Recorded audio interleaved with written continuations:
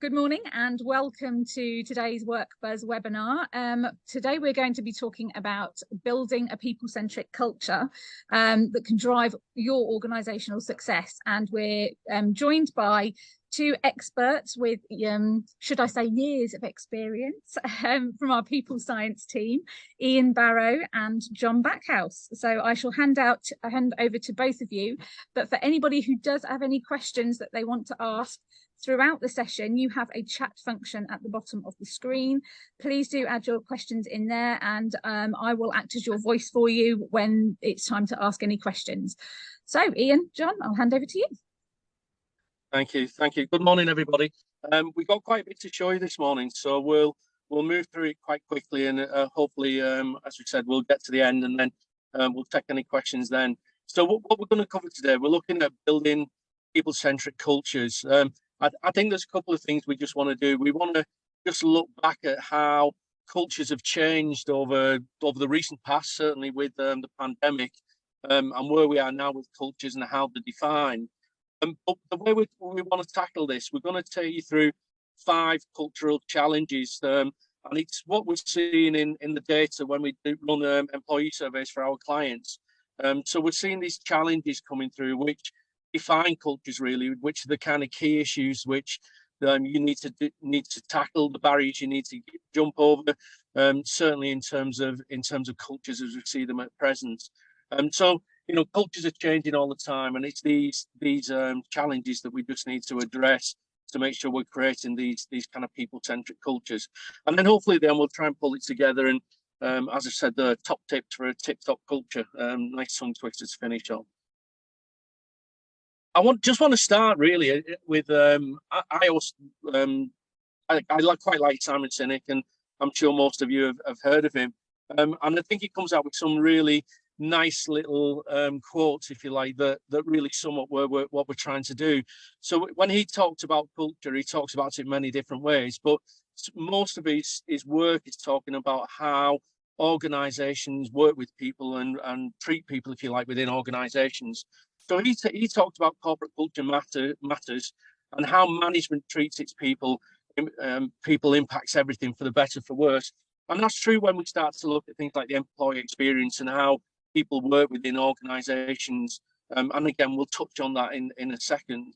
And the other things he talks about is that when things you do and the things you say are in alignment with what you actually believe a thriving culture emerges. So that really gets to the heart of cultures. We create guidelines, if you like, in terms of vision, values, strategy, mission, if you like, within organizations. And they're the kind of things that we want people to do. But what actually happens is it's the lived employee experience day to day, which actually needs to align with that. And we'll talk a bit about that as well. And that's where we get these thriving cultures, when what we want and what we'd like to see as an organization aligns with how people behave and act within the organization. So some really nice thoughts around that from Simon Sinek. I think the workplace has been changing for some time, and that's really how cultures have evolved over the last few years. It's not just been the recent past, the recent memory that we all have is the pandemic and how that's changed workplaces for better or for worse. So the emergence of kind of mass hybrid working, if I can put it like that. Lots of us have worked remotely over our working lives, but in terms of numbers of people, that's been the biggest change, and obviously the change in culture, really reflects that. But we've actually saw change for a long period of time. So as technology's got better, we have seen, working from different places of work. So whether it's working from home or working on the move, or working from a coffee shop, or working from a hotel, or the office, or whatever it might be. Flexible working has been around some time. It's just that it obviously changed in bigger numbers. We've also a disruption of traditional sectors. So things like food delivery sector or things like the retail sector have gone through massive change with people buying online and the so-called demise of the high street. So traditional sectors and the way organizations work and the cultures within organizations have changed as well. We're also seeing a change in what employees want, and some of this is generational. I think that's overplayed slightly, but We are seeing more change in the way that different generations think about the workplace, in terms of, rather than it being a job for life or longer term jobs, the gig economy is real and alive. But also in the sense that, certainly the so-called millennial generation, and the oldest millennial now is around about 38, 37, 38, they're looking for more purpose, they're looking for more participation, they're looking for more voice, they're looking for values that align with their own from the organisation, and they're really looking for more involvement and empowerment within organisations. So that's been a big change over time as well. And certainly the pandemic prompted other changes. As we said, hybrid working was something that's been around for years for people like myself who worked in agencies. But in terms of the masses, as it were, it's changed. That's been one of the biggest changes. And how do you maintain a culture when you've got a geographically dispersed workforce? And the thing about COVID, I guess, the thing about what happened with that was it just accelerated change, and it accelerated the future and changed cultures for organisations. So whether we work from home and how we communicate, how leaders and managers then manage and work with people when they're remote, how we recognise people, how we train and develop people, how we onboard people remotely to our organisations, massive change. And that then obviously then impact on the culture of the organisation. How do you maintain cultures with as I said, a geographically dispersed workforce, and certainly in organisations where you've got that kind of blue and white collar mix, how do you maintain a culture where the people who are on the front line have to be in the workplace, and yet they see colleagues who are working from home as well. So cultures have changed as a result of the pandemic. And it's really been accelerated by that, through that process. And what we've seen, I guess, is a more balanced relationship, if you like, a new dynamic relationship between the employee and the employer. So, the old static of longer term jobs, I'm not going to say long term jobs, but longer term jobs, command and control, dependence on the organisation, ethnocentric, and the real driver being cash, I guess, and reward. There's a real new dynamic now to cultures where it's about portfolio careers, where you might not go up and down or up through organisations for promotion. With flatter structures, you might look sideways, or certainly, as I suggested earlier, for sections of the economy, the gig economy is very real, and they're quite happy to do 1 year, 2 years, or even slightly longer in an organisation and then move on. Whereas if you're my age, it was all about, too many jobs does harm to your CV kind of thing. But those kind of portfolio careers are real now. Dialogue, obviously, the importance of being able to speak up and challenge, and psychological safety. We'll talk a bit about that later on. Empowerment, multicultural workforces, and work-life balance. Work-life balance is really critical at the moment, and John will talk to a bit about that when we look at the drivers of engagement that we're seeing coming through. And just to give you a flavour of that, we sometimes ask a question in the surveys we run for clients, what 3 words would you use to describe the culture? And you can sort of see, this is an example of an organisation where we ask that question, and the words that were chosen for right now are the kind of things that we've seen in that kind of pre-COVID type cultural environment. So siloed, reactive, the organisation's confused and disjointed and inconsistent. But the kind of words that they're looking or aspire to, it's all the kind of things you can see there. So engaging, innovative, progressive, connected, collaborative. So you can see the real change in what people are looking for in cultures post-pandemic, and obviously, as I said earlier, going back over the last probably 20 years, there's been changes in the cultural field of organisations. So these aspirations are real. You can see those kind of dynamic, cultural and progressive words that are chosen there, which reflect what the behaviours that people want to see. So if we look at how cultures evolve, and I've touched on this already, there's a number of guiding principles that we set. So the purpose, the values, the context, the brand, and we wrap all that up in a narrative framework. So they're the guiding principles of any culture that we have. That's how we would like to see the organisation work as employees. But what we've got to factor over that is the experience, the day-to-day experience that we have in organisations. So whether that's how we're led and managed at different levels in the organisation, whether that's the behaviours that we see around us in terms of me as an individual, how am I developed, for example, in my career, how am I trained, how am I managed, how am I communicated with, and then the relationship that we have with different levels of the organisation. So with perhaps with my manager, or perhaps with a team, or perhaps with the corporate entity as a whole. So what behaviours do I see? What's my experience across that? And then in terms of communication, engagements and working environments, all of these factors, this experience that we have of the working environment are key influences on how we view the culture. So we set guiding principles in place. We have principles and guidelines which talk about how we'd like to see the culture work. It's really that experience and how people behave and think, and the mindset of people that actually create the culture, if you like. So it's brought to life by people. It's brought to life by how people behave and how they speak and how they communicate. And any change that we have is delivered by people. So it's your strategic and cultural priorities come through people as well. So how it manifests itself, if you like, we've said that there's principles and influencing factors. But what we're actually looking for, if we simplify it, is mindsets. What do people think? What do they believe in terms of culture? And what are the behaviours like? What's the say-do culture like? We say this is what we'd like. We say this is how we want people to act. We say this is what we achieve.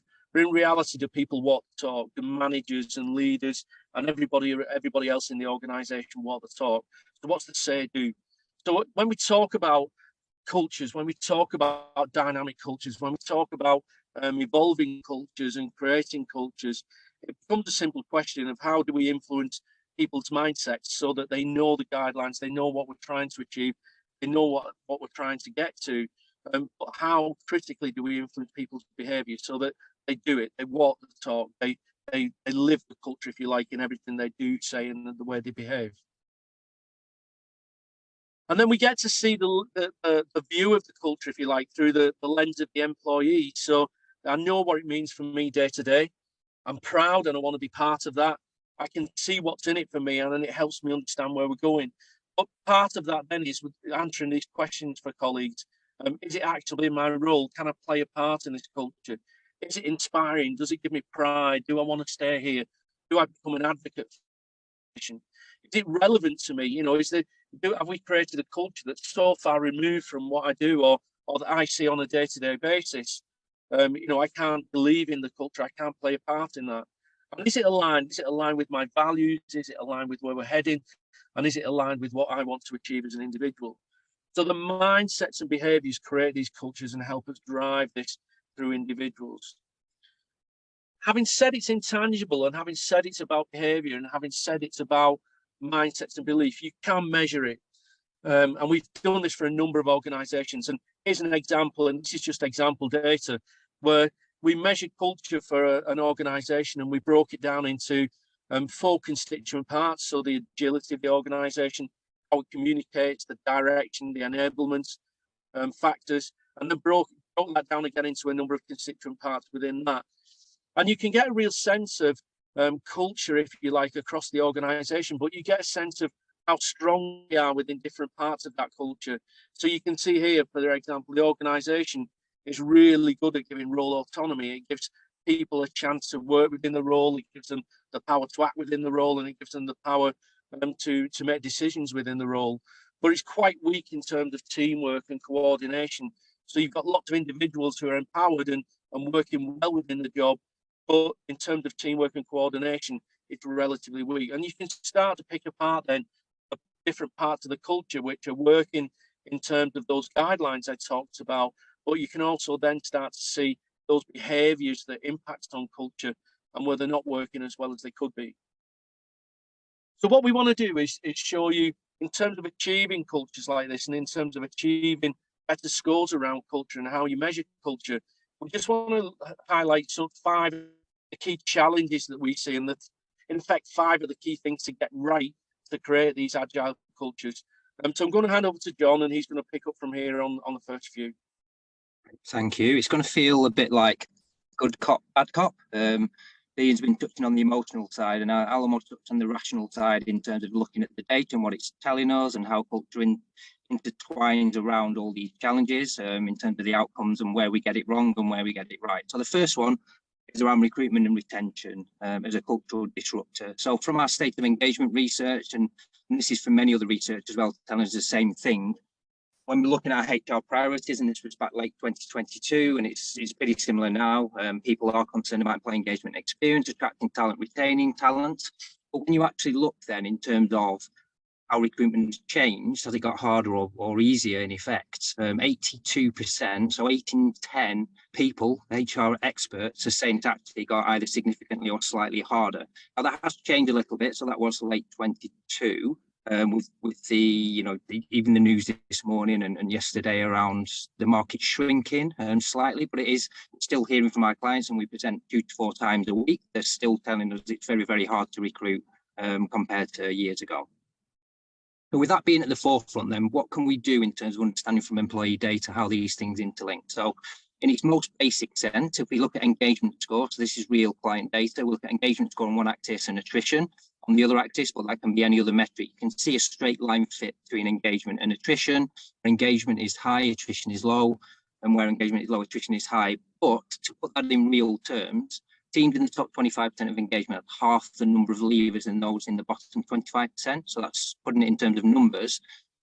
But also it's cause and effect as well. So not only are those two things linked when you look at one survey point, but where you see engagement score drop from one survey to the next, attrition was then 3 times more likely to increase than decrease. So it's not only that there's a link, but it's that when one goes up, the other goes down and vice versa. There's a leverage between those two things. So can we then understand from employee survey and employee listening programs what might be interlinked between engagement and attrition? So we do this for many of our clients. So the higher something appears, the happier people are with that part of their employee experience, the lower they're less happy. So a typical pattern is that pay is one of the lowest scoring areas.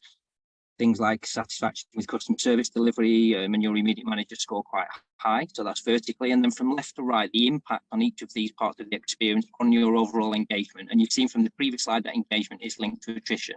You just draw a box around the elements of the experience which have a relative low score, but a relative high impact on engagement. So just one more bill, please, Ian. To draw around, you'll see these are the very common themes that we find, and this is across multiple clients. So empowerment, growth, wellbeing and recognition are typically around or in that bottom right-hand box of low score but high impact. Leadership is circled though, because as I said, 2 to 4 presentations, different clients every single week. We have 400 plus clients within WorkBuzz. Leadership is the most constant thing that does live in that bottom right-hand quadrant. And over time, pre to post COVID, leadership has moved steadily over into that bottom right-hand quadrant and stayed there. Empowerment, growth, wellbeing, recognition do live inside and outside or around that box. So that's thematically engagement is being driven by these particular elements, and some of these are obviously linked to culture, like empowerment and recognition and wellbeing, etc. But if you go a stage further then, and they say, well, actually, is attrition linked to engagement and vice versa? So we're saying they're the 5 items driving engagement. Are they also the items driving attrition? So if we look at annual survey data and we ask a question on do you intend to stay or leave in the next 12 months, and what are those top items coming out from that exercise, and also from exit survey data to say why are you leaving this organisation, you see a lot of commonality between people saying I'm going to leave and what are those reasons, and people actually at point of exit, what are those reasons. So from our 5 big items, you can see in both of those exercises we're picking up on recognition, well-being and career. But what about empowerment and leadership? So the next bill, please, Ian. And again, so they're not on this list because sometimes you won't give all of your reasons for leaving at exit. So you might say, oh, it's pay, but it's a bit like when you break up in a relationship, you're not going to say certain things, you want to ease out of that relationship. So you say, oh, we don't like the same music. So you might not give all the same reasons, and it's the same at point of exit. So is there anything else then we can glean from surveys to understand those hidden reasons that you might not necessarily say at exit? So if you go to the next one, please, and one more build again, please. So what we do now is we look at people who have left since the previous survey, and we go back to that previous survey and say, well, what was different about the views of those people who've since left? And we say these are the biggest difference in the views of people who have left. So now we're picking up in those hidden reasons. So for people who left, who are far less satisfied with the things we already know around growth and career, far less satisfied with empowerment and leadership. So remember our big five, we've now captured them all, whether it's stated reasons for leaving, exit, or doing a survey, or looking back at how they answered the survey differently now that they've left the organisation. We've captured them all. So we can pretty much say that we've got a good handle on the reasons why people are leaving our organisation, whether stated or hidden reasons, which stacks up with the analysis that we saw. So what do we do with that next? So what is something I learned earlier in my career, so what do we do now with that? How can we use that to help us? So the first place to start is from an employee listening program. We ask people, as I said, intention to stay or leave. If you go to the next bill, please, Ian. So actually just capturing those who intend to leave is a really good predictive indicator of flight risk. So people who intend to leave are 450% more likely to actually leave that organisation. So straight away, those who intend to leave, we can say, well, actually, there's a high chance that you are then going to leave. That's the first stage, predicting actual attrition that might yet to happen or is about to happen. So we go to the next one. What we can also do is then apply that flight risk to segments of our population. So if we just do one more bill, please. So now we can see we've got intention to leave, but we've got high intention to leave for our younger people, significantly so. If the orange line is what's average for this particular organisation or across multiple organisations, much higher flight risk for younger people, for those with sort of mid 3 to 5 years length of service, for full-time managers and males. So we can pinpoint people who are intended to leave and also demographics who are at very high risk of leaving as well. So we can target strategies around particular demographics. But what we can also do then is we can also target the parts of the organisation that are at very high risk of the things that we know are big drivers of attrition. But we can sort the whole hierarchy of an organisation and we know what the markers of attrition are before they've happened. And we can spot very quickly parts of that organisation who are hitting those markers. So if you just do the first build, so this is one hierarchy unit with a low engagement score, and that engagement score has actually dropped since the previous survey. So already they're at risk of attrition in that particular hierarchy unit. The next one, they've also got a very high, much higher than average flight risk, and that flight risk is actually getting worse over time. And then actually we know the markers, remember, around leadership, around growth, around recognition. So we can start building those out and say, well, actually looking at this, they're now fitting all the markers of a group of people who will have high attrition. They're telling us they're going to leave, they're fitting the model, likely they might also fit the demographic profile. So now we can do something about that because we know this team is going to have high attrition that hasn't yet happened, but is about to happen, hitting all those markers and red flags. And at that stage, as a HR professional, alarms should be going off, shutters should be going down, lasers should be going across saying, right, we need to do something about this particular unit. Now it's not reactive, it's proactive, we can do something about it. So if you look at absenteeism and there's a separate culture challenge and what can the data suggest and what can we do about that? So the first thing is segmenting our population by their engagement level, disengaged, neutral or highly engaged. And then just looking purely at that segmentation from the survey and the number of absence days taken by each segment. So the next bill, please. So you can see there's double the number of absence days taken by those who are disengaged and highly engaged. So that in itself is a big finding. But the main finding then is putting a number against this. So if you take a real example of this organisation, up to 16,000 absence days a year in a sort of a 2,000 to 3,000 size organisation, if we can just move people from a neutral state to a highly engaged state, we will then decrease absence by 1,159 days. And if we know that each staff day costs us as a business 400, already we're getting back £500,000 in lost productivity. Now, I don't want to pick on particular roles, but when you show this to a finance director in particular, if you talk about do this and you'll get happier people at work, it might not spark a light bulb moment for them, but if you £500,000 in lost productivity, and that's a different discussion to have in the importance of understanding engagement. And in this example as well, actually there were 5 questions, but the main driving factor when you link employee data to lost days was actually around empowerment.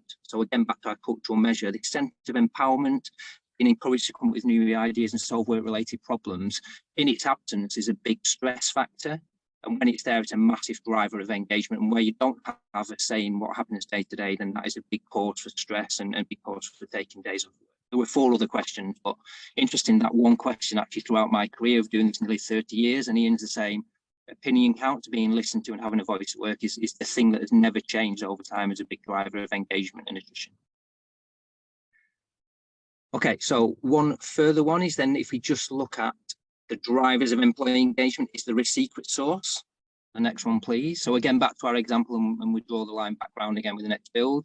So yes, across multiple clients, empowerment, growth, wellbeing, recognition, and leadership, remember, is a thing that's increasingly moved over COVID, and now is heavily in that bottom right-hand quadrant. For about 99% of the presentations that I do, leadership is always in that bottom right-hand quadrant.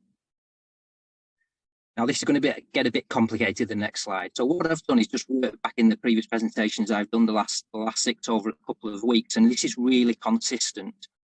So now we're not only looking at the bottom right-hand quadrant, so low score and high impact on engagement by theme, we're looking at the really minutiae elements of the experience. So which questions from the whole survey appear in that bottom right-hand quadrant. So I've highlighted one just to show you how this is going to work.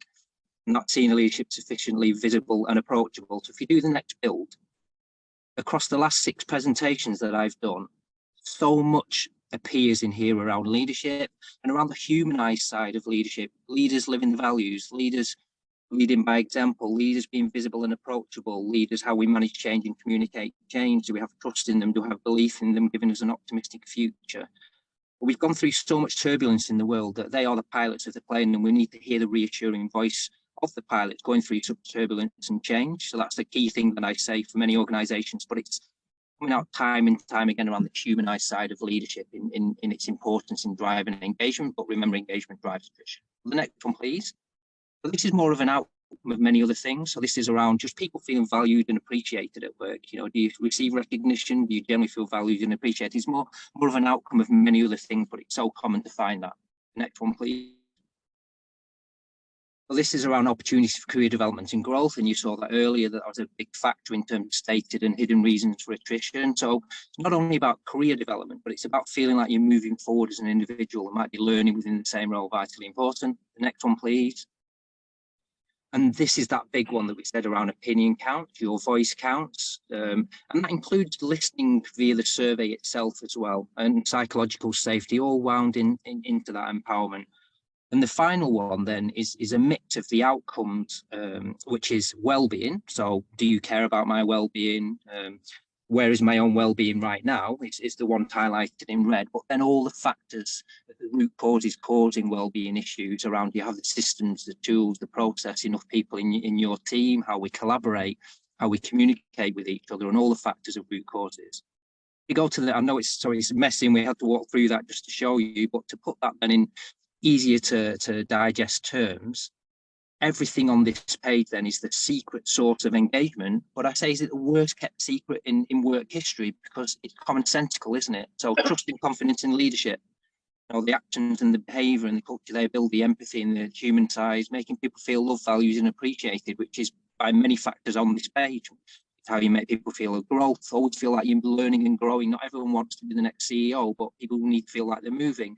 Having a voice in psychological safety, well-being, so just an acknowledgement that people have been working so hard, picking up the slack for people that have left when we're struggling to recruit, culture of care, but don't just put a sticking plaster on well-being. It's about optimising efficiency, it's about systems, processes, ways of working, all these things that if we've got a smaller team, how can we optimise efficiency? Empowerment, a big cause of well-being issues, is stress and feeling out of control, not feeling like you have a say. But remember, it's not just about engagement. It's all the drivers of engagement are the same drivers of retention, attrition, sick days, etc. Everything on this page is cultural as well. So that's the bad cop bit over, I suppose, from my side. Hand back to the good cop again to go back to the sort of the emotional side. Brilliant, thanks, John. So if you, when we started, we said, look, we set guidelines for cultures, but it's those behaviours that people experience on a day-to-day basis which really drive that. So as John's alluded to, you know, recruitment and retention is critical, and making sure we retain people within the business by giving them good career development, by giving them empowerment, by managing them well, by communicating well, etc., etc. And that stops people leaving the business, because, you know, if you're constantly recruiting and you're constantly losing people, it's a real culture killer. You know, because you're having to induct people in the culture all the time, and people are obviously not leaving the business, not always for bad reasons, but typically there's they become disillusioned and they leave the business for other things. So it becomes a culture killer. The other area John highlighted was obviously the current drivers of employee engagement, and that's the experience that drives culture. It's the experience that people see.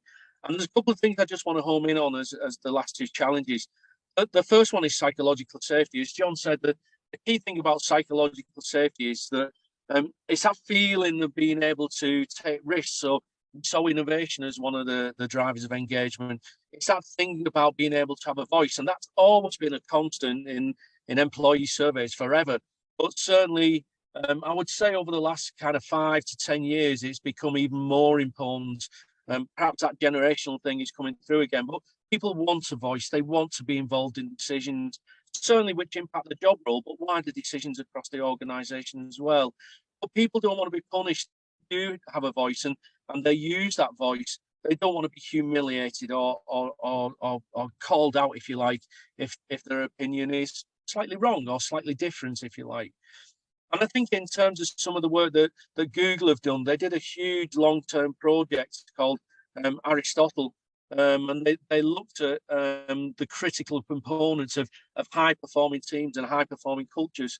And again, it's that kind of psychological safety of people being able to innovate, people being able to have a voice, and people being able to see things that others don't, which are for the benefit of the. In saying that, it's been around for years and years. It's always been a constant, but we still in organisations get it wrong. So a couple of examples of this, unfortunately, the really sad Columbia shuttle disaster in 2003. There was a guy who could see things were going wrong. There was a guy who could see things that weren't quite right on that particular mission. And if you read the kind of conversation there, he said that he just couldn't speak up because leaders were so far above him who needed to be told about what was going wrong, and he didn't feel that he could confront those leaders and say that. So this kind of vision, if you like, we have in organisations where leaders are untouchable and leaders can't be challenged. It's something we've got to break down, and within organisations, having a voice and being able to challenge and being able to innovate is critical. Lots of you will have read about this, the Volkswagen VW defeat device scandal, where the so-called Dieselgate scandal. A small number of people put it in place, tested it, didn't mention it at all, and it was just rolled out through all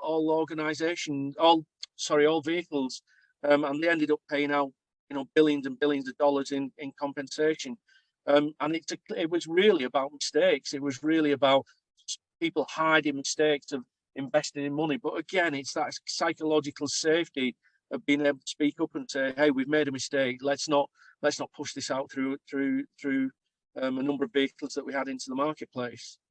And finally, who killed Nokia? Well, Nokia did, to be honest. They launched a huge investigation and with interviews with top middle managers, engineers, external experts, and they found that the whole organisation was simply grounded in fear. Temperamental leaders, frightened middle managers, scared of telling the truth of where Nokia were at that point in time and how they could drive the organisation forward. If you remember, they were under real pressure from Apple. They were under real pressure to perform and to hold market position. But lots of managers were kind of covering the backsides in terms of sales and in terms of numbers and in terms of where they were heading. So they almost self-imploded in terms of the organisation. So psychological safety, it's still around, even though John and I have already told you that the ability to have a voice, the ability to be empowered, the ability to speak up, has been around as long as he and I have been doing these employee surveys, which is a good quarter of a century now. So I think psychological safety is really important. There's a kind of journey that everybody goes through with psychological safety, and it starts with belonging. If you look at the Maslow stuff, it's a basic human need, that kind of belonging and feeling accepted within a group. But being yourself is important. The feeling that you can be yourself, you're accepted who you are, your attributes, your personal characteristics, etc., etc. And then you go through that process of learning. Where am I safe to make a comment? Where am I safe to challenge? Where am I safe to kind of make a mistake or give feedback or whatever it might be? Where am I safe to innovate? And then people feel as they get more confident, they can contribute to the discussion with no fear of, hey, if I contribute and it's wrong, that's fine. Nobody will think ill of me. And then the challenge piece, which is the kind of last bit of it, individuals feel safe speaking up and challenging the status quo. As we said, psychological safety has been around for a long time, many years. And, you know, even thinking back to my early days of my career, you know, you heard the phrase, my office door is always open. Did managers really mean that in effect? But, you know, that kind of thing's been around for a long time. But certainly over the last 5 or 10 years, it's become much more relevant as a driver of engagement, the ability to speak up, the ability to be involved, and the ability to challenge when required. And I think the last challenge, what that we see into cultural dynamics, and something we need to get right, is leadership. John highlighted it, that leadership is coming up more and more, and really, I think leadership, you know, when we were going through the pandemic phase, leadership was really important because everybody was working from home in the lockdown situations, but leaders were seen as the people who were guiding these ships, you know, these corporate ships through the choppy waters and hopefully coming out the other side, you know. And it was tough for lots of sectors like the retail sector or the hospitality sector, which was shut down completely. So leaders were important. And what we found and what we're finding now is that organisations have certainly become more human. So it's not just about the think, this is where we're going to head, this is what we're going to do. There's a feel bit in the middle where people are taking much more time to listen to people in their organisations. They're taking much more time to take on board employee ideas. You know, hybrid working in essence was a ground up kind of decision, if you like. It was a ground up drive that look, we enjoyed working from home in the pandemic and we'd like to continue. So people are taking on board employee feelings and behaviours and employee thoughts more and more. So we've got this process now where organisations are more human. They strategize, that's the thinking bit. They do the doing bit, i.e. they put that into the marketplace or product or whatever it might be. But the feeling bit in the middle is much more listening. People are listening more than ever to employees and other stakeholders in the business as well. So what we're seeing from senior leadership, yeah, they're still doing all the good stuff around strategic thinking and long-term thinking, still thinking about results because they've got to. They're still thinking about managing talent, that's the big thing. And they're thinking about agility. But there's a number of other factors now where we're seeing leaders kind of getting involved where perhaps they didn't get involved as much in the past. I've been kind of, some didn't get involved at all. But certainly humanity, where they're showing empathy and compassion. And we saw that in bucketfuls coming through the COVID period. But certainly people are showing that now. So it creates these connections and collaboration across businesses. They're showing humility and civility, and that's really important. Leading by example, admitting mistakes, acknowledging and promoting others. You know, that's really important because that's all part of that demonstrating that psychological safety. The walking the talk, they admit their own mistakes so that it's safe for other people to do the same thing throughout the business. And the openness is there as well. As I said, the organisations are much more human in terms of the listening. They're asking questions. They're communicating more openly and honestly. They're authentic in terms of the communications that come out of organisations. And we see those kind of scores probably over the last 5 years kind of changing more positively. They're still not high. They're still relatively low within surveys generally. But certainly on the increase where that communication is much more open, much more honest, much more frequent. And finally, what I've called people managers here, you know, the people that manage groups of people, if you like, the so-called middle managers, if you like, within organisations or team leaders. They become much more important, not that they weren't important before, but much more important and play a bigger role than they have in the past. So well-being and mental health is really important. That's become a big driver of engagement. So ensuring that we do that right and making sure that we understand the early signs where people are struggling and we have regular conversations and we equip people with skills to be able to deal with difficult situations. We equip employees with tools, technology, particularly relevant for hybrid working, in terms of monitoring, in terms of how people are working in terms of how they communicate with software or hardware or whatever that might be. More frequent dialogue. In a hybrid world, you've got to be more positive about your communication. You can't just meet people in the corridor or stand over them and chat to them at the desk, or in the, when you're having a sandwich at lunch or whatever. It's got to be more deliberate. So ensuring there's more frequent dialogue is important. Trust is important, always has been, but even more so now in terms of structures that empower people and allow employees to thrive. That trust element is really important. Nurturing and coaching, reinforcing the culture and the values, so the walking the talk mentality, as we mentioned, and focus on outputs, not processes. So flexibility in the way we work, flexibility in the way team dynamics work, creating successful and collaborative teams. How do we work differently, particularly again where we've got geographic differences? And the last thing there is recognition and affirmation.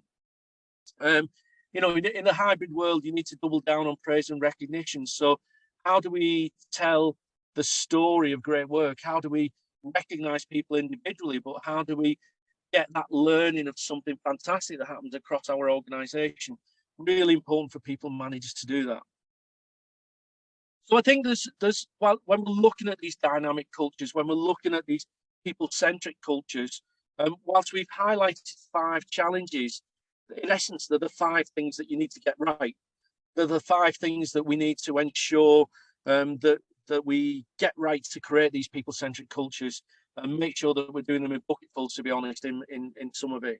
So making sure we address attrition and making sure we address retention. So how do we do that? What drives people away from our businesses and our organisations? Making sure that we're addressing the areas of engagement. What drives engagement? What are the factors which are pushing people along? Making sure we have that inclusive culture in terms of psychological safety, and making sure our leaders and managers are doing the right things for people as we go through.